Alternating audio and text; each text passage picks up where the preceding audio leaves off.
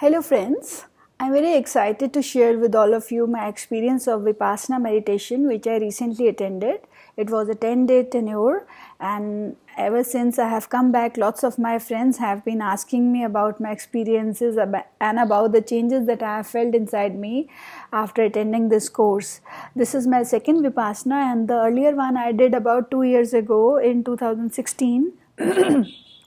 And post that I have been seeing lots of changes in my life and inside me also, but this one has been really very important for me, and I'll definitely share my experiences. So before going further I'll first tell you about the history of Vipassana, how it started. It's a 2500-year-old you can say technique which has been introduced by Lord Buddha, and Lord Buddha had been practicing it, and after practicing this form of meditation he was able to attain enlightenment, and after he attained enlightenment he taught this art of meditation to a lot of people, and this thing continued post his samadhi, post he left the world for another 500 years, and after that it started vanishing from India, and it totally vanished from India. Nobody knew what a real meditation was. It's a very intense meditation, and then it is also written in the scriptures that Vipassana would be brought back to India after many years, and the person would be staying outside India, and he'll come from some foreign land and he'll introduce it in India. So now the story goes like this, that Mr. Satyanarayan Goenka is the one who started this couple of years ago in India, and how it has become so popular all across the globe. It's just a story. I'll tell you how it happened. Mr. Goenka was he's no more. And Mr. Goenka was a very rich businessman who was an Indian, but he was living in Burma. And when he was very young, at that time he started having this severe bodily issues. He had some severe pains in his head which were like incurable. For that he was taking very strong morphine medicines, and the effect of these medicines would last for over a day's time, and every 15th day he had to take this medicine, and one full day was gone in bearing the after effects of this medicine. It was very severe for him. So his doctors suggested him that he better go and seek some foreign doctors' help. Probably they could give him some better medicine, as this problem had no cure in medical science. So he was very disappointed, and he went country to country in search of the right medicine and right healing, but all the doctors, they said the same thing, that they had no cure for this particular problem of his, disease of his. So he came back to his country, and one fine day one of his friends, he suggested to him that there is a monk in Burma who is living in some remote area, and he organizes camps, and he is teaching some kind of meditation which is helping people a lot, and they have gotten rid of lots of their diseases, and lots of crises in their lives have gone away. So he suggested that Goenka ji should go and meet this monk. So Goenka ji went and met this person, and he told the monk, the guru, that I want to learn this technique from you, and I'll be very happy to know more about it. So he stayed in that camp for 10 days, and he undertook the entire 10-day meditation course. And after doing that, he says that the problem he was facing since his youth totally went away, and he felt completely healed, and he was off all the medicines, and he was very happy that he has been completely cured of this problem. So he got so excited that he told the monk that he wants to stay in his ashram only, and he wants to learn more about it. And post that, Goenka ji stayed for about 14 years with his guru, and he learnt all the intricacies of Vipassana. And then after a couple of years he had to come back to India, because of his parents' health, which was deteriorating. During that time, he got to know that his guru has passed away, and one of his friends suggested to him that as a part of gratitude, as a part of Guru Dakshina, Goenka ji should organize some camps in India also to help people in need, to help people cure their problems and diseases in their lives. So Goenka ji thought it's a very good idea, and then he organized several camps in India, and these camps were like jam packed, and people were like benefiting a lot out of these 10-day courses, and people would come over and get healed, and their lives would completely change after undergoing this course. So this is how it started spreading all across India, and then it's like spread all across the globe also. Now the condition is that in India there are about several hundreds of Vipasana Dhamma centers, and these centers are also there in almost 80% of the countries, and in many cities they are having these Dhamma centers, and the technique which is taught in one center is the same that is taught in all the centers, and it is exactly the same, so no difference on that account. So now I'll tell you about what is Vipasana.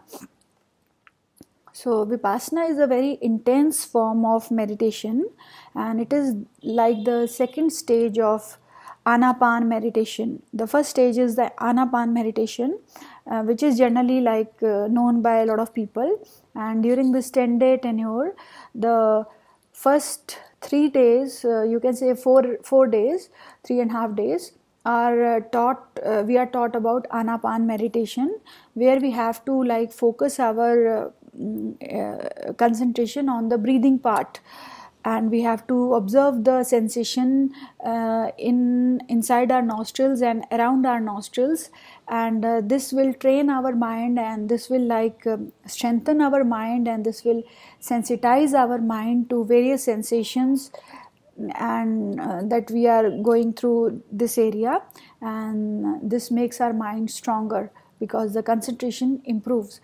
So after the 4th day, in the not after the 4th day, but on the 4th day in the evening, we are introduced about the Vipassana technique, and Goenka ji teaches us that in the Vipasana technique, you have to observe all the bodily sensations, and you have to see what kind of sensations are happening on your body, on your body parts. You have to observe it head to toe, and there would be some sensations which are like very comforting, and there would be some sensations which are like very troublesome, which are like very painful. But he teaches us that you don't have to react to these sensations. If they are good, you don't have to rejoice, you don't have to like get thrilled about this. You just have to keep an equanimous approach. You have to stay calm, and you have to just keep observing the various sensations, and this will like train your mind. And during this process of observation of the sensation in your body, what will happen is that the body cells carries lots of impressions and patterns, and you can say some karmic debts which are there in your body. So body is carrying all these things, and they will start getting burned away, or you can say these cells, they die every minute, and then new cells are born. So they say that these impressions or these patterns which are present on the cells, they will also die away if we do not react. But if we react, then the same patterns or the same you can say sensations would evolve again and again, and the miseries would continue. So the crux is not to react to these sensations, and if you don't react, then the new cells that are formed would be like totally toxin free and totally any kind of impression free. So this is the technique. And now I'll tell you how I felt during these 10 days. I am a patient of slip disc, and I have like a lot of back related issues. So during my first Vipassana, I did some errors which I wanted to modify this time, and the error that I did was, like, being a healer, I was having a lot of discomfort doing the Vipassana technique. So I tried ways to heal myself, which is like very very wrong. Which is that it is against their principle that you should not heal yourself, rather you should be able to bear the pain. So I tried to heal myself during the first Vipassana session which I attended, and that is why I did not benefit much from the first session. But this time I knew my mistake, and I was like very adamant that I am not going to react. And this time I did not take any backrest also for 10 days, and every day it was like for 10.5 hours of daily meditations. I'll tell you the routine also. So on the fifth day there were like lots of back pains, and it felt like body is going to break and I'm going to like succumb to this pain. But I did not react, and I completely remained equanimous. And because of that, the pain intensity started reducing. After every session that I did, the pain would pass away, but it would come back again in my next session. So day by day the intensity started reducing, and on the 10th day there was no pain. The body felt extremely light, and I feel extremely happy and positive, and I have a very strong feeling that my slip disc has gone, because that was like 24/7 hurting me, and I was not able to sit without back support for more than couple of minutes. So it was that bad. So now I feel completely healthy. This is the biggest change I have experienced in this Vipassana. And the routine was pretty tough. They would wake up us at about 4 o'clock in the morning. There were like separate areas of residence for men and for women. So in the women section there were like couple of barracks, and in each barrack we had about 9 to 10 rooms, individual rooms with individual bathrooms, and all the females were allotted a separate room. And we had to follow some discipline of not talking to anyone during these 10 days, not even looking around. We had to look down when we were walking. We had to follow the meditational discipline very strictly, and we were also supposed to do adhishtan, which is like not moving your limbs while you are in the process of meditation of 1 hour. And if you follow that adhishtan, then they say that you will benefit a lot. So the routine was like they would wake us up early in the morning at 4 o'clock. There were servers in each barrack. These ladies would like blow the bell and like wake us up all in the morning, and by 4:30 we had to be in the Dhamma hall where everybody would be present, and we would do 2 hourly meditation from 4:30 to 6:30, and then 6:30 onwards we had our breakfast time, and till 8 o'clock we could do our morning course, and we could take rest, whatever. And by 8 o'clock again we had to be present in the hall. 8 to 11 was again meditation. After every 1 hour they would give us a 5-minute break, and then again we had to be present in the hall. So 11 o'clock the bell would ring, and we were supposed to have our lunches, and then till 1 o'clock we had free time or rest time, and then again 1 o'clock we were like supposed to be in the hall for a group meditation, and then these meditations would continue till 5 o'clock with a gap of 5 minutes each after 1 hour. And then 5 o'clock would be our evening tea time and snack times for the first timers, and I was being the second timer. We were given only lemon water, which was like very tough for me. And anyhow, so then is in the evening at 6 o'clock again we had to be in the hall, and 6 o'clock was the group meditation till 7, and then 7 to 8:30 we had 1.5 hour long discourse by Satyanarayan Goenkaji, which was like too good. He would tell us in detail about what we were doing and what is the meaning of all the things that we have been taught all through the day. He would give us lots of examples and explain to us, and he also told us that this is no particular religion, no particular organization, no particular cult. Any person from any community, from any country, from any religion could practice it, and there were no such rules that were binding them not to follow this particular technique.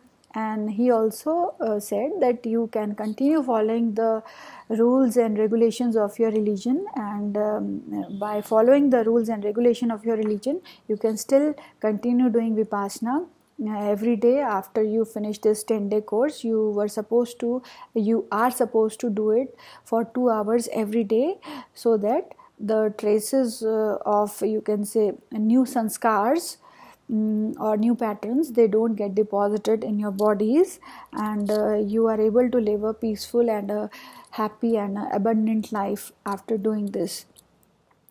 So this is what we were taught during these 10 days, and Vipassana is a highly beneficial technique because it helps you develop your mind, and it helps you develop lots of you can say concentration, lots of strength of mind. It teaches you not to react to various cravings that each of us is having. It could be any kind of craving. It teaches you to resist the temptations. A lot of people have benefited out of it, and they have given up their addictions. Some people have given up their smoking addictions. Some people have given up their alcohol addictions. Those who are not able to concentrate in their studies have been able to bring about beautiful results after doing this Vipassana. And lots of incurable diseases have been cured by doing this. And lots of other good things have been seen in people's life. Their businesses have improved, their life circumstances have improved, their relationships with their family members or with their near and dear ones have improved. So these are some of the things which have been seen by people who have done Vipassana. So I hope my video has helped a lot of people and will help a lot of people to make up their mind to undergo this 10-day process and benefit out of it. And I wish you all the best, and I definitely recommend that you must go and do this, learn this process of Vipassana and make your lives much more worthwhile. Thank you.